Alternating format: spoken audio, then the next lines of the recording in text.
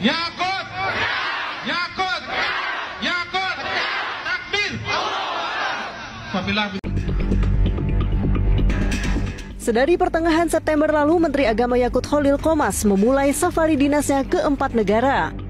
Mulai dari Arab Saudi, Italia, Prancis, hingga Uni Emirat Arab.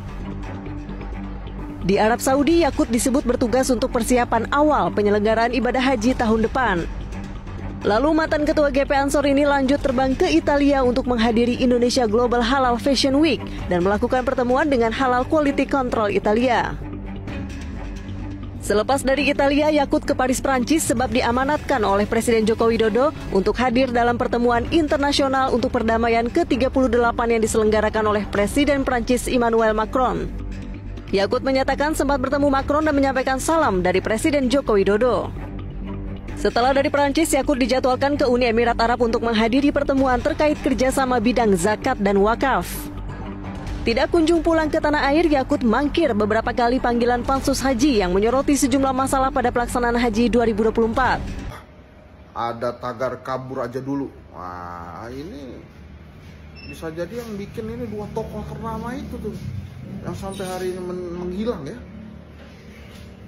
Harun Masiku sama Pak Yakut. Pak Yakut kemana ya? Bisa jadi menteri kok nggak muncul-muncul ya? Jangan-jangan memang benar-benar tagar kabur aja dulu tuh dibikin tuh dalam rangka dua manusia itu tuh. Ya nggak? Ya nggak ya?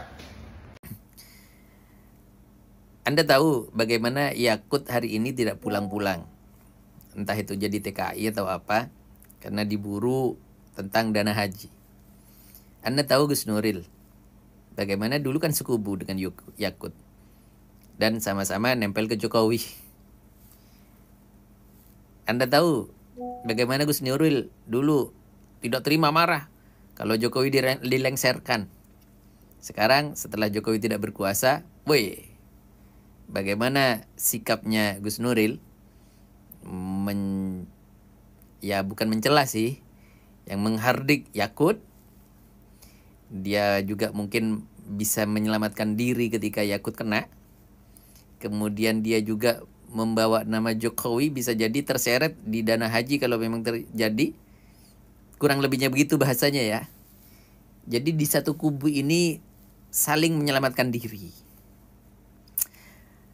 Jelas apa yang dibaca oleh sebagian besar umat Islam, sholawat ashril. Jadi bagaimana orang zalim, sesama orang zalim saling menyelamatkan diri, saling cakar-cakaran. Dan ini jelas nyata. Ashrilil zalimin bil zalimin. Jadi sibukkan mereka, orang zalim sesama zalimnya.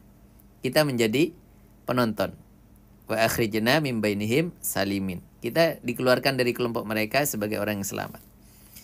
Di dalam doa yang lain, adribil zalimin bil zalimin. Jadi pukul, saling memukul antara orang-orang zalim.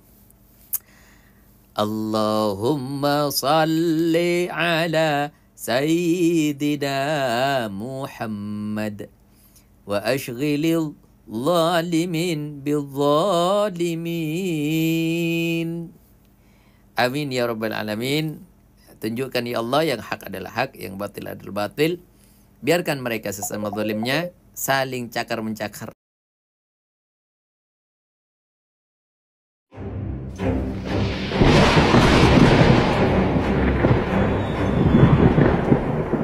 Jangan kotori bangsa. Kamu sudah menikmati rental dari jabatan bangsa. Pulang, tanggung jawabkan. Jangan bawa-bawa bangsa jadi nama jelek. Hadapi. Kalau tidak korupsi, hadapi.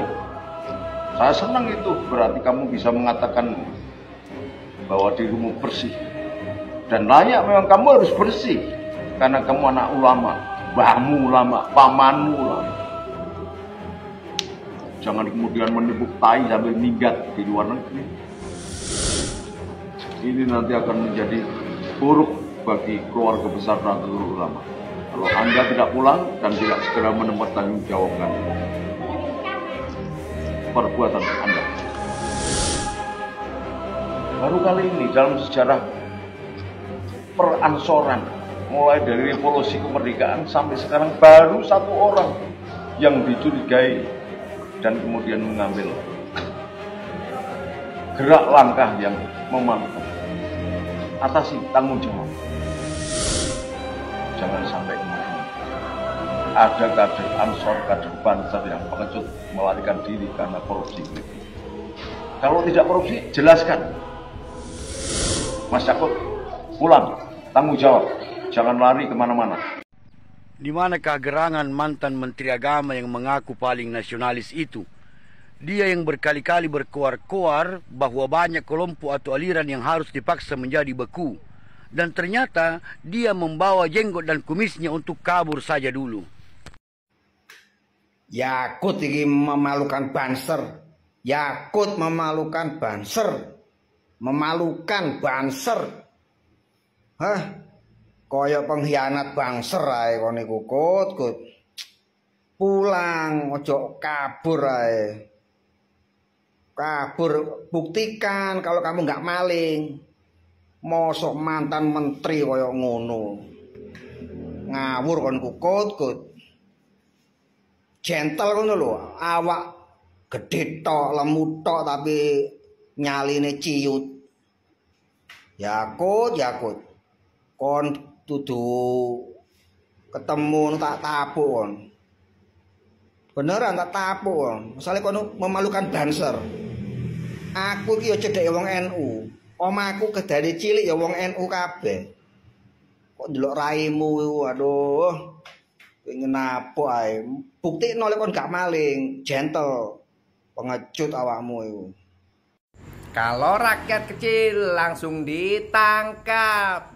Kalau pejabat lama ditangkap. Netizen kasih paham. Kami menuntut KPK, kepolisian, kejaksaan yang punya kewenangan untuk menangkap Saudara Yakut segera tangkap.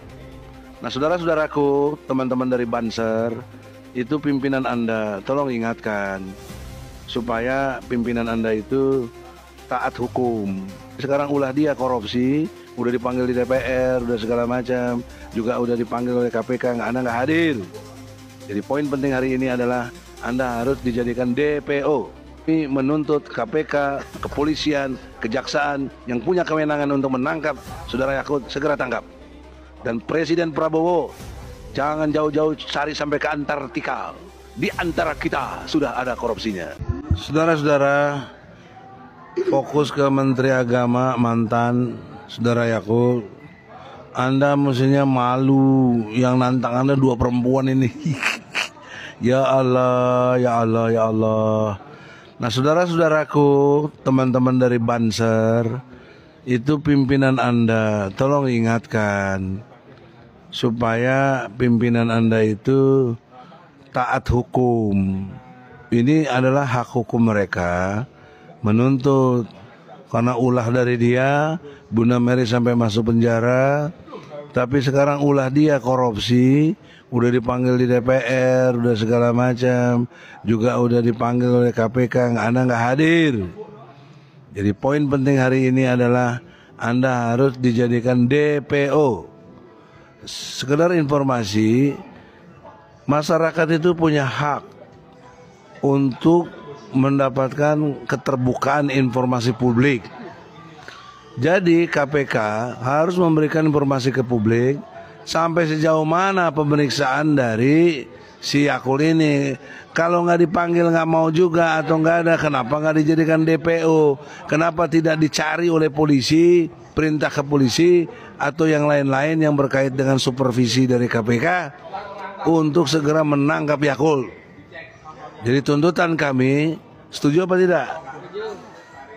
Bahwa kami menuntut KPK, kepolisian, kejaksaan yang punya kewenangan untuk menangkap Saudara Yakut segera tangkap. Dan Presiden Prabowo jangan jauh-jauh cari sampai ke Antartika. Di antara kita sudah ada korupsinya. Jangan jauh-jauh sampai ke Padang Pasir. Yang ada di dekat Jati Padang juga ada. Ya Allah ya Rabbi, tolong segera dengan hormat kepada Bapak Presiden yang terhormat, gunakan otoritas Anda, panggil ini, cari ini, perintahkanlah supaya tangkap si Yakut. Saya kira demikian. Terima kasih. Netizen, Assalamualaikum warahmatullahi wabarakatuh. Hasil rekomendasi dan kesimpulan Pansus Haji pun akan diserahkan di sidang paripurna terakhir Kamis 26 September tanpa sekalipun mendapatkan keterangan dari Menak Yakut Khalil Qomas. Masa kerja DPR periode ini pun berakhir di ujung September ini. Untuk menjustifikasi mangkirnya Menteri Yakut, akun Instagram Kementerian Agama memposting ulasan soal rencana upaya paksa pemanggilan Menak oleh Pansus dengan menghadirkan seorang pakar hukum dari UGM. Pansus menduga ada pihak yang sengaja menugaskan Yakut untuk menghindari Pansus Haji. Sementara Pansus Haji DPR juga dinilai masuk angin sebab menghilangkan poin penting soal penyalahgunaan wewenang. Dalam hal penyalahgunaan kewenangan dan pelanggaran hukum yang seharusnya itu ditebelin dan dibuat secara transparan sangat dihaluskan dalam rangka untuk diserahkan kepada aparat penegak hukum. Kalau teman-teman jurnalis dan publik tidak mengawasi, itu isinya bisa masuk angin itu. Itu kan bisa diwakilkan. Atau jangan-jangan disuruh lari, dikasih izin. Masa gini nggak bisa baca sih? Karena tetap harus ada surat juga Pak ya, tugas negara. Iya, tugas negaranya apa? Kalau tugas negaranya nonton Fashion Week halal, dan itu kita kutip dari laman Kemenak loh, dan dari media loh, dan yang ngasih penjelasan dari Kemenak sendiri loh. Ketua Pansus Haji DPR Nusron Wahid membantah bahwa Pansus Haji masuk angin. 30 orang itu masing-masing mempunyai otak dan pemahaman berbeda-beda. Nah, kita mencari titik temu di antara 30 orang itu, kita ambil yang mayoritas. Ya kalau ada 1-2 yang nggak cocok ya biasa. Satu masa ada yang cocok semua. Kalau ada yang nggak cocok. Tapi secara umum, secara overall oke, nggak ada soal.